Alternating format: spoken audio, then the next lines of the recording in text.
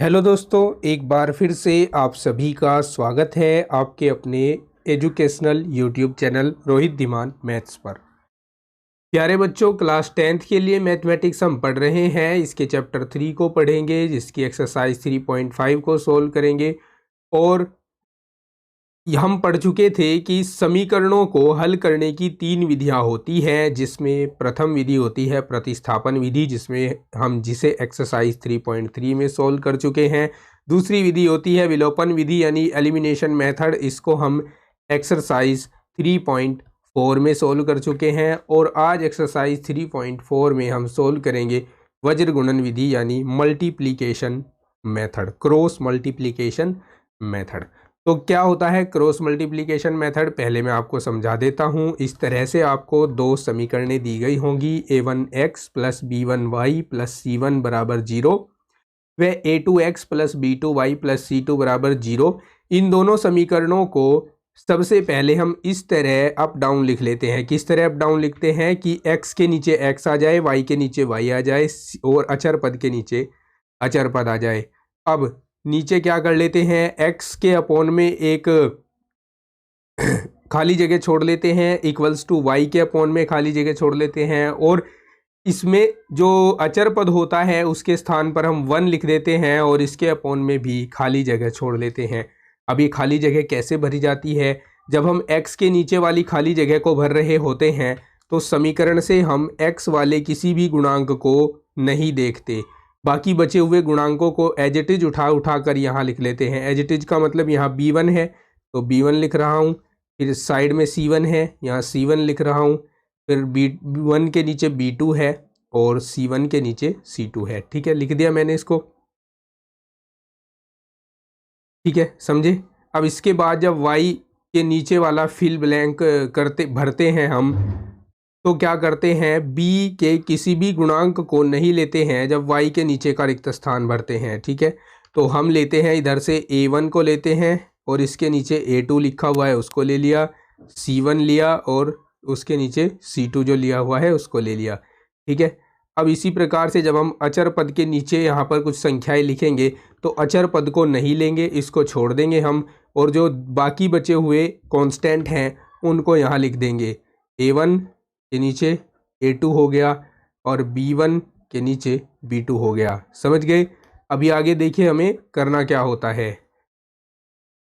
अब हम इनकी क्रॉस मल्टीप्लिकेशन करवाते हैं। कैसे क्रॉस मल्टीप्लिकेशन होती है, b1 की c1 के साथ, b2 की c1 के साथ, c2 की b1 के साथ, इसी प्रकार से a2 की c1 के साथ, c2 की a1 के साथ, इसी प्रकार से a2 की b1 के साथ और b2 की a1 के साथ, अर्थात सॉरी अर्थात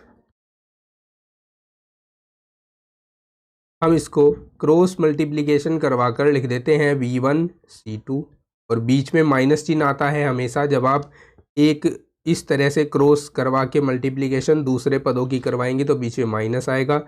b2 c1 लिख लेंगे इसको, इक्वल्स टू y अपॉन ये a1 c2 minus a2 c1 हो जाएगा, equals to 1 upon a1 b2 minus a2 b1 हो जाएगा। और अब हम क्या करते हैं, फर्स्ट एंड थर्ड टर्म लेते हैं तो x का मान ज्ञात हो जाता है, से x ज्ञात हो जाता है, और सेकंड एंड थर्ड टर्म लेते हैं, ये लेने से y का मान ज्ञात हो जाता है। ठीक है, तो चलिए अभी हमने इसकी रूपरेखा पढ़ी। समीकरणों a1x plus b1y plus c1 बराबर 0 और समीकरण a2x plus b2y plus c2 बराबर 0 के लिए अब हम इनको जो एक्सरसाइज में दिए गए क्वेश्चन हैं उनके लिए अप्लाई करेंगे। उसके लिए एक्सरसाइज है हमारे सामने। एक्सरसाइज 3.5 का फर्स्ट क्वेश्चन कहता है, निम्न रैखिक समीकरणों के युग्मों में से किसका एक अद्वितीय हल है, किसका कोई हल नहीं है, या किसके अपरिमित रूप से अनेक हल हैं। अद्वितीय हल होने की स्थिति में उसे वज्र गुणन विधि से ज्ञात कीजिए। ये दोस्तों अद्वितीय हल, कोई हल नहीं, अपरिमित रूप से अनेक हल, ये सभी मैं आपको प्रश्नावली 3.2 में बिल्कुल बढ़िया तरीके से पढ़ा चुका हूँ। तो अगर आपको अभी भी नहीं आता है कि किस तरह से ज्ञात होता है कि कोई हल है या कोई हल नहीं है, तो आप प्रश्नावली 3.2 को देख लीजिए, लिंक डिस्क्रिप्शन में दिया गया है। चलिए अभी के लिए हम इस फर्स्ट क्वेश्चन को कॉपी करते हैं नीचे और इसको सोल्व करते हैं। 3x minus 9y minus 2 equals to 0, दो समीकरणें दे रखी हैं आपको, ठीक है। अभी आप यहाँ से पहले वाली समीकरण से a1 का वैल्यू ज्ञात करेंगे जो कि 1 होगा, x का गुणांक होता है a1 और x का गुणांक इसमें 1 है। फिर b1 ज्ञात करेंगे जो कि y का गुणांक होता है, यहाँ कितना है -3 है। और फिर c1 ज्ञात करेंगे जो कि अचर पद होता है, अचर पद कितना है -3 है। और यहाँ से आप a2 ज्ञात करेंगे, a2 कितना है x का गुणांक 3। फिर b2 ज्ञात करेंगे, b2 कितना है y का गुणांक यानी -9। और c2 कितना है, c2 है यहाँ -2, c2 बराबर -2। अब हम इनके अनुपात ज्ञात करेंगे, a1 अपॉन a2 बराबर 1/3 हो जाएगा। फिर b1 अपॉन b2 बराबर -3/-9 हो जाएगा।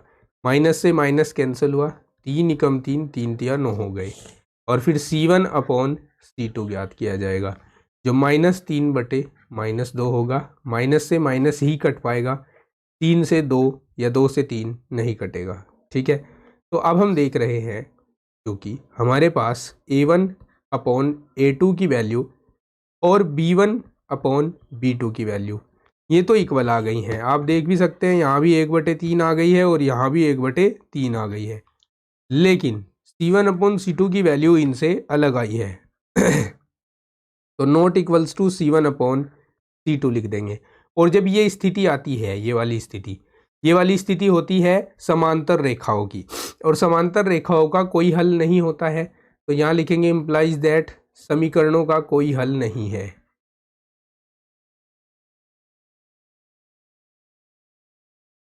समीकरणों का कोई हल नहीं है। कोई हल नहीं है तो हमें वज्र गुणन विधि इसमें लगानी नहीं है, क्योंकि हम अद्वितीय हल की स्थिति में ही वज्र गुणन विधि लगाएंगे, ऐसा क्वेश्चन ने हमें कहा है। तो इसको तो हम यहीं पर छोड़कर आंसर लिखकर बढ़ जाते हैं आगे, और सेकंड पार्ट को देखते हैं कि उसके अद्वितीय हल हैं या फिर अपरिमित रूप से अनेक हल हैं या फिर कोई हल नहीं है। लीजिए क्वेश्चन सेकंड। तो यहाँ से पहली समीकरण से a1 का वैल्यू कितना होगा, 2 होगा। b1 का वैल्यू कितना होगा, वो 1 होगा। और c1 का वैल्यू बता सकते हो, इसको अगर इधर ले जाऊं तो ये -5 बनेगा और वही c1 का वैल्यू होगा, तो c1 का वैल्यू -5 आ जाएगा। यहाँ इस समीकरण से, ये तो किससे आया, पहली समीकरण से, इस समीकरण से a2 का वैल्यू ज्ञात करूँ तो कितना हो जाएगा, 3 हो जाएगा। b2 का वैल्यू ज्ञात करूँ तो कितना आएगा, 2 आएगा। और c2 का वैल्यू ज्ञात करूँ तो कितना आएगा, -8 आएगा। अब इनके अनुपात ज्ञात कर लेता हूँ, a1 अपॉन a2 जो कि हो जाएगा 2/3। फिर b1 अपॉन b2 जो कि हो जाएगा 1/2। और c1 अपॉन c2 जो कि हो जाएगा -5 अपॉन -8। माइनस से माइनस कैंसिल हुआ। देखिए हम इन दोनों के लिए ही देख पा रहे हैं कि इनके दोनों के मान बराबर नहीं है, तो since a1 upon a2 not equals to आया है b1 अपॉन b2 के। और ये कौन सी कंडीशन होती है, जब रेखाएं प्रतिच्छेदी हों। तो जब रेखाएं प्रतिच्छेदी होती हैं तो उनके अद्वितीय हल होते हैं। इम्प्लाइज दैट समीकरण युग्म का अद्वितीय हल है, समीकरण युग्म का अद्वितीय हल है। अब अद्वितीय हल होने की स्थिति में हमें वज्र गुणन विधि लगानी है, तो उसके लिए हमें दोनों समीकरणों को नीचे लिखना होगा। और दोनों समीकरणें कौन कौन सी हैं? 2x plus Y equals to 5 है। अब 2x plus Y equals to 5 को -5 इक्वल्स टू 0 लिख दूं, चलेगा ना? ये देखिए यहाँ पर 2x plus Y equals to 5 है, तो इस 5 को इधर लाकर मैंने लिख दिया है -5। अब इसी तरह यहाँ 2x प्लस 2y -8 लिख देता हूँ। 2x plus 2y -8 equals to 0। ठीक है, अब हम इसमें वज्र गुणन विधि लगाएंगे। उसके लिए x के अपोन में कुछ संख्याएं लिखेंगे, कांस्टेंट लिखेंगे, y के अपोन में कांस्टेंट लिखेंगे, और z के अपोन में, z तो यहाँ है नहीं, z के स्थान पर 1 लेते हैं, अर्थात कांस्टेंट टर्म के लिए 1 लेते हैं। अब देखिए मैंने बताया था आपको कि जब x के नीचे संख्याएं भरोगे तो x वाला कोई भी पद आपको लेना नहीं है, तो इसीलिए हमें यहाँ 1 के साथ कौन है, कोई नहीं दिख रहा, तो 1 लेना है। और इसके नीचे क्या है, 2 है, 2 लिख दो। यहाँ -5 है, -5 लिख दो। और यहाँ क्या है, -8 है, -8 लिख दो। ठीक है, अब क्या करना है, इसी को आगे लिख देना है, इसी को आगे लिख देना है। -5 बटे -8, इसको हमने आगे लिख दिया। किस वाले को, इस वाले को एज इट इज आगे लिख दिया। और अब देखिएगा ध्यान से, अब y के नीचे भर रहे हैं तो हमें बीच वाले गुणांक नहीं लेने हैं। कौन से गुणांक लेने हैं, ये 2 और 2, 2 और 2 लेने हैं दोनों। ठीक है, और इससे आगे फिर ये 2 और 2 आगे लिख देना है एज इट इज। इसी को हमने आगे लिखा था, अब ये हमने लिया, इसको आगे लिख दिया एज इट इज। ठीक है, और अचर पद है तो अचर पद के लिए ये वाले पद नहीं लेने हैं, ये हम ले चुके हैं ऑलरेडी। ठीक है, तो कौन से लेने हैं, ये यहाँ से 1 लेना है और यहाँ से 2 लेना है, तो 1 और 2 माफ कीजिएगा, x अपॉन, अब क्रॉस मल्टीप्लाई करा दीजिए आप। इस -8 की मल्टीप्लाई 1 के साथ करा दो। देखिए पहला क्वेश्चन है, इसलिए मैं 1 बाई 1 सब कुछ करके दिखाऊंगा आपको। -8 इंटू 1 -2 इंटू -5, क्या किया, इसकी गुणा इसके साथ करा दी और इसकी गुणा इसके साथ करा दी, बीच में माइनस आता है हमेशा। ठीक है, अपॉन y अपॉन -5 की गुणा 2 के साथ, -5 गुणा 2 और बीच में माइनस, फिर -8 गुणा 2 इक्वल्स टू 1 अपॉन 2 की गुणा 2 के साथ, 2 गुणा 2 माइनस 2 की गुणा 1 के साथ, 2 गुणा 1।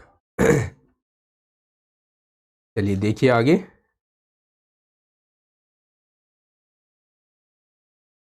x अपॉन, यहाँ -8 आ गया, लीजिए -8, और यहाँ माइनस माइनस प्लस हो गया, 5 दूनी 10 हो गए, y अपॉन, यहाँ 5 दूनी 10 हो गए, -10 हो गए, और माइनस माइनस प्लस हो गया, 8 दूनी 16 हो गए, बराबर 1 बटे 2 दूनी 4 हो गए, -2 एकम 2 हो गए, या x अपॉन 10 में से 8 घटा दीजिए, कितने बचेंगे, 2 बचेंगे ना।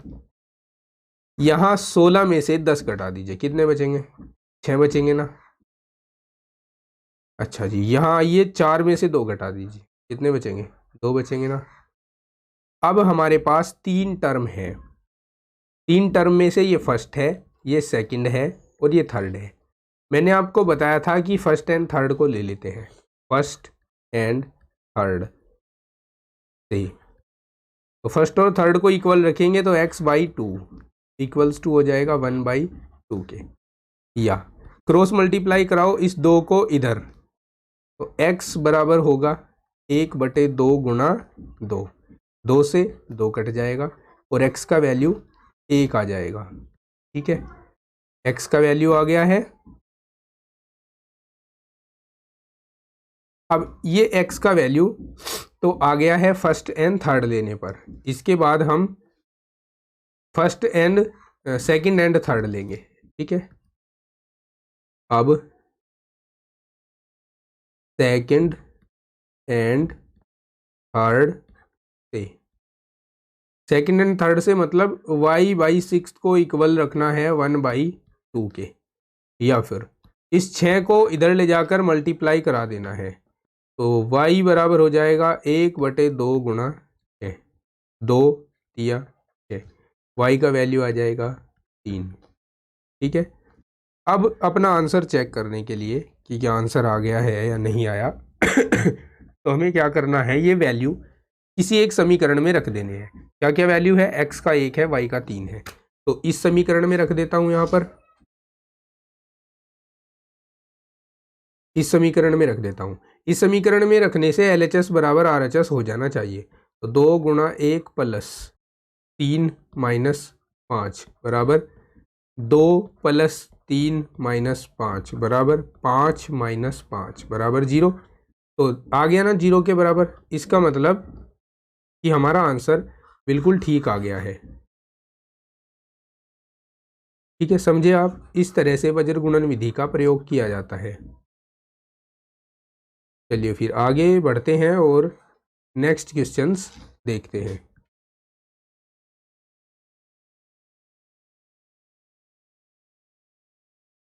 नमस्ते। चलिए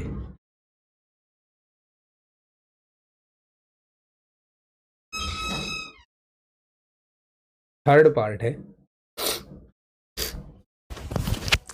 एक सेकंड रुकिएगा।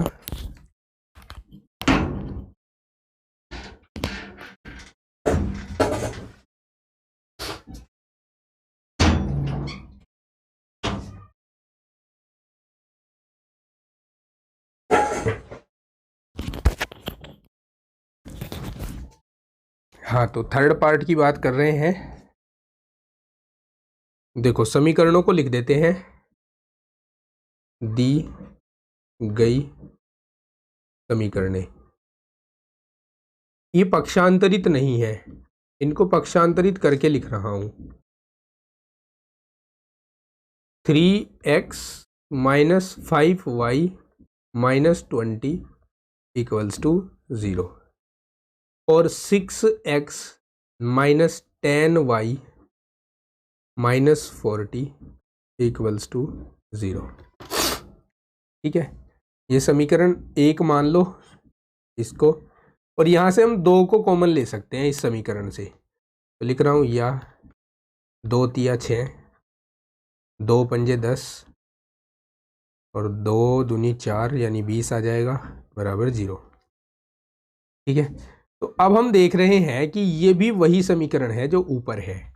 इसका मतलब दोनों समपाती रेखाएं हैं, और समपाती रेखाएं होने पर अपरिमित रूप से अनेक हल होते हैं। और हमें क्वेश्चन में कब हल ज्ञात करने को कहा है, आप देख सकते हैं। एक बार फिर मैं आपको क्वेश्चन दिखा देता हूं। हमें कब हल ज्ञात करने को कहा है, हमें कहा है अद्वितीय हल होने की स्थिति में ज्ञात करें। तो ऐसे क्वेश्चन को हम केवल यह बताकर छोड़ देंगे कि इसके अपरिमित रूप से अनेक हल हैं। ठीक है, तो हम क्या करेंगे, फिलहाल इसको हटाएंगे यहां से, इसको इक्वेशन 2 कह दिया। समीकरण 1 से a1 हो जाएगा 3, b1 हो जाएगा -5 और c1 हो जाएगा -20। समीकरण 2 से a2 हो जाएगा 6, b2 हो जाएगा -10 और c2 हो जाएगा -40। अब हम इनके अनुपात ज्ञात कर लेते हैं। a1 अपॉन a2 बराबर 3/6 यानी 1/2 आ जाएगा।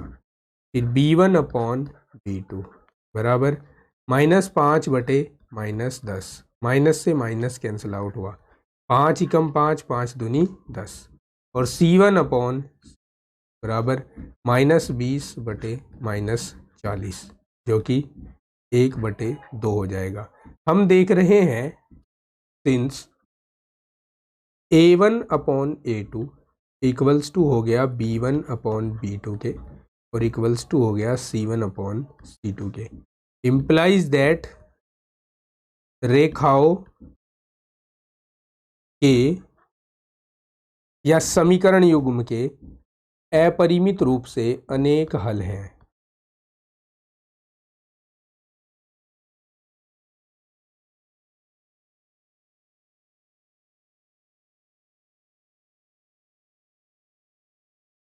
और बस यहीं पर इसका सॉल्यूशन कंप्लीट हो जाएगा। ठीक है, आगे देखते हैं नेक्स्ट पार्ट और इस क्वेश्चन का लास्ट पार्ट, फोर्थ। समीकरणें दी गई हैं, इसको समीकरण 1 मान लेते हैं और इसको समीकरण 2 मान लेते हैं। ठीक है, समीकरण 1 से A1 हो जाएगा 1, B1 हो जाएगा -3, C1 हो जाएगा -7। अब बात करें समीकरण 2 की।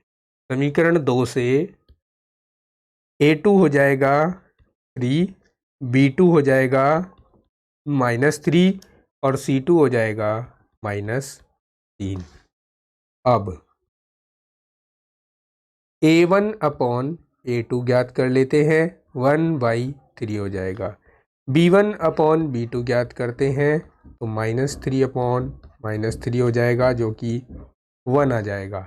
अब हम दोनों से ही देख रहे हैं कि A1/A2 और B1/B2 दोनों के वैल्यू इक्वल नहीं है, तो हमें चाहे तो C1 C2 निकाले या ना निकाले कोई फर्क नहीं पड़ता। A1/A2 not equals to B1/B2 हो गया। इम्प्लाइज दैट, जब ऐसा होता है तो रेखाओं के या समीकरणों के अद्वितीय हल होते हैं। यहाँ कैसे हल हैं? अद्वितीय हल होते हैं। अद्वितीय का मतलब केवल एक हल, अद्वितीय हल है। और अद्वितीय हल होने की स्थिति में हम इनको ज्ञात करते हैं। तो इनको ज्ञात करने के लिए हमें फिर से समीकरणों की आवश्यकता होगी, तो दोनों समीकरणों को हम नीचे लिख लेते हैं।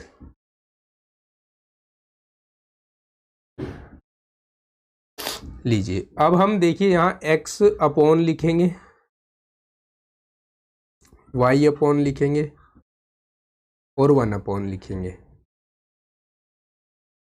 पहले वाले टर्म्स को छोड़ देते हैं, तो -3 है, यहाँ भी -3 है, फिर -7 है और -15 है।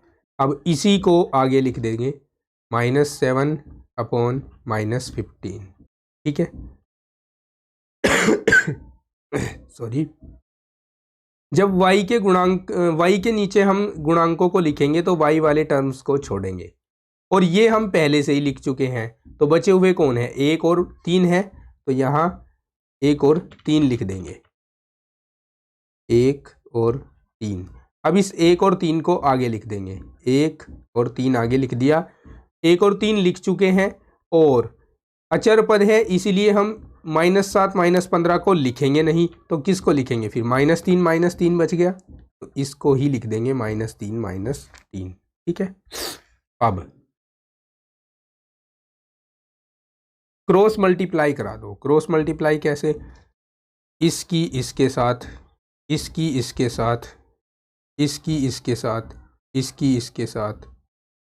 ठीक है, 3 की -3 के साथ, -3 की 1 के साथ, और बीच में माइनस लगाते रहिएगा।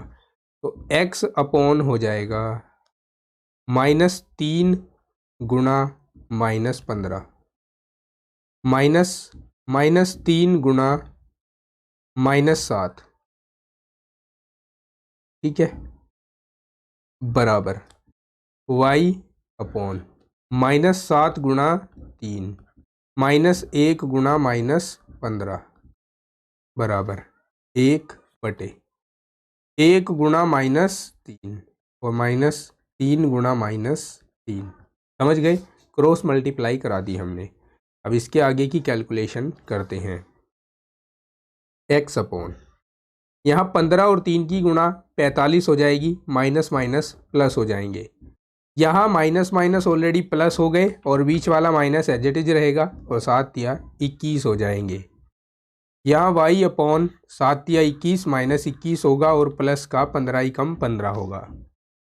और यहाँ थर्ड टर्म में -3 एज इट इज आएगा और प्लस का 9 हो जाएगा। समझ गए? इसकी और इसकी गुणा होकर 9 और माइनस माइनस गुणा होकर प्लस।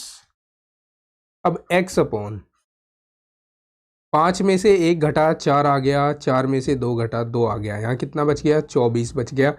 y अपॉन यहाँ कितना बच गया? कितना बच गया यहाँ पर? 5 ये है, 5 और 6 बच गए माइनस के, -6 बच गया यहाँ पर। और इधर कितना बच गया? यहाँ प्लस का 6 बच गया। ठीक है। अब हम x वाले पद को लेंगे और अचर पद को लेंगे। x अपॉन 24 इक्वल्स टू 1/6 या फिर x बराबर हो जाएगा 1/6 गुणा 24। ठीक है, इस 24 को उधर ले जाकर गुणा करवा देंगे। 6 चौक 24, तो x का वैल्यू कितना आ गया? 4 आ गया। x इक्वल्स टू 4 आ गया। ब्रैकेट में बंद कर लेते हैं, हमारा आंसर है ये। ठीक है।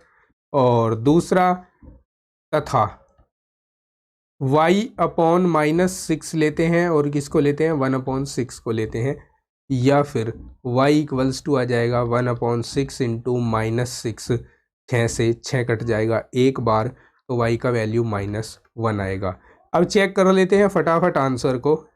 आंसर कैसे चेक होते हैं बताता हूँ आपको, अभी सब बताता हूँ। आंसर चेक कैसे होते हैं कि कोई एक समीकरण ले लो जो ऊपर दी गई है, कोई एक समीकरण ले लेता हूँ। ये वाली समीकरण उठा ली मैंने। अब इसमें x के स्थान पर रख देता हूँ 4 -3 गुणा, y के स्थान पर रख देता हूँ -1, y का वैल्यू जो आया है, और -7। अब यहाँ कैलकुलेशन करके 0 आना चाहिए। आप खुद देख सकते हैं, 4 माइनस माइनस प्लस हो जाएगा, 3 -7 और 7 -7 बराबर 0। इसका मतलब आंसर हमारा ठीक है। तो ये आंसर यहाँ भी और यहाँ भी आंसर आ गए हैं हमारे। सीख गए ना क्रॉस मल्टीप्लिकेशन क्या होता है?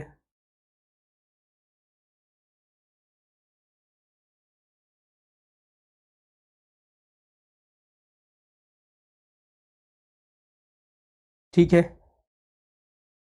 तो चलिए फिर क्लास के इस पार्ट में इतना ही। जो नेक्स्ट क्वेश्चंस हैं इस एक्सरसाइज के, वो हम नेक्स्ट क्लास में सॉल्व करेंगे।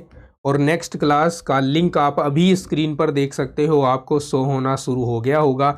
यहाँ से टच करके आप नेक्स्ट वीडियो पर जा सकते हो, नेक्स्ट पार्ट पर जा सकते हो। जाते जाते आपसे इतना कहूँगा कि अगर चैनल पर नए हो तो चैनल को सब्सक्राइब जरूर कर देना भैया, और वीडियो को लाइक और शेयर कर देना। अगर आपको पीडीएफ्स चाहिए, क्लास के बाद क्लास नोट चाहिए, तो आप टेलीग्राम चैनल को ज्वाइन कर लीजिए, लिंक दिया हुआ है डिस्क्रिप्शन में। आप व्हाट्सएप ग्रुप में भी ऐड हो सकते हैं, ऐड होने का लिंक भी डिस्क्रिप्शन में दिया हुआ है। तो मिलता हूँ नेक्स्ट वीडियो में, तब तक के लिए take care, bye bye, have a nice day.